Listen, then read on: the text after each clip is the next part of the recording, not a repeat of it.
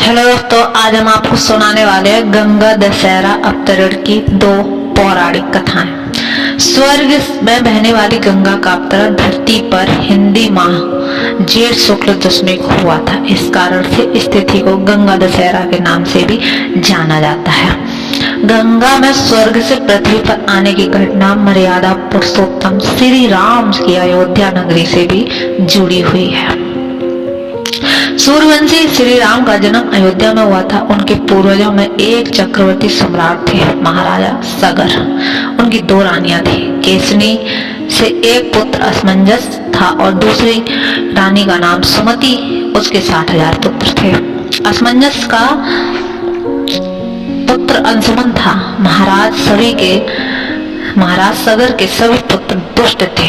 उनके दुखी होकर राजा सगर ने असमंजस को राज्य से निकाल दिया।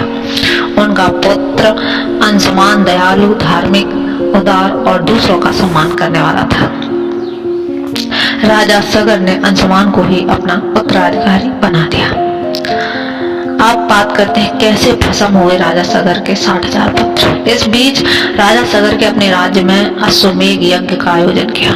इस तरह उन्होंने अपने यज्ञ का घोड़ा छोड़ा था, जिसे देवताओं ने राजा इंद्र से चुराकर पाताल में कपिल मुनि के आश्रम में बांध दिया।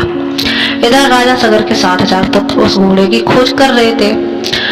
लाख प्रयास करने के बाद भी उन्हें यज्ञ का घोड़ा नहीं मिला। पृथ्वी पर घोड़ा न मिलने की दशा में उन लोगों ने एक जगह से पृथ्वी को खोदना शुरू किया और पाताल लोक पहुंच गए। घोड़े की खोज में भी वे कपिल मुनि के आश्रम में पहुंच गए, जहां घोड़ा बंधा था। घोड़े को मुनि ने आश्रम में बांधा देखकर राजा सगर के 60,000 पुत्र गुस्से और घमंड में आकर कपिल मुनि पर प्रहार के लिए दौड़ पड़े। तभी कपिल मुनि ने अपनी आंखें खोली और उनके तेज से राजा सगर के सभी 60,000 पुत्र वहीं जलकर भस्म हो गए। अंशुमान को इस घटना की जानकारी गरुड़ से हुई तो मुनि के आश्रम गए और उनका सहृदयता से प्रभावित किया। तब मुनि ने अंशुमान को घोड़ा ले जाने की अनुमति दी और 60,000 भाइयों को मोक्ष के लिए गंगा जल से उनकी राख को स्पर्श करने का सुझाव दिया। तो दोस्तों, ये थी राजा सगर की कहानी। और गंगा को पृथ्वी पर लाने के लिए भागीरथी ने भी तपस्या की थी। पहले राजा सगर, फिर अंशुमान, राजा अंशुमान के पुत्र दिलीप, इन सभी को गंगा को प्रसन्न करने की कोशिश की थी, लेकिन सफल नहीं हुए। तब राजा दिलीप के पुत्र भागीरथी ने अपनी तपस्या से ब्रह्मा जी को प्रसन्न कर गंगा को पृथ्वी पर भेजने का वरदान मांगा। ब्रह्मा जी ने कहा कि गंगा के वेग को केवल भगवान शिव ही संभाल सकते हैं, तुम्हें उनको प्रसन्न करना होगा।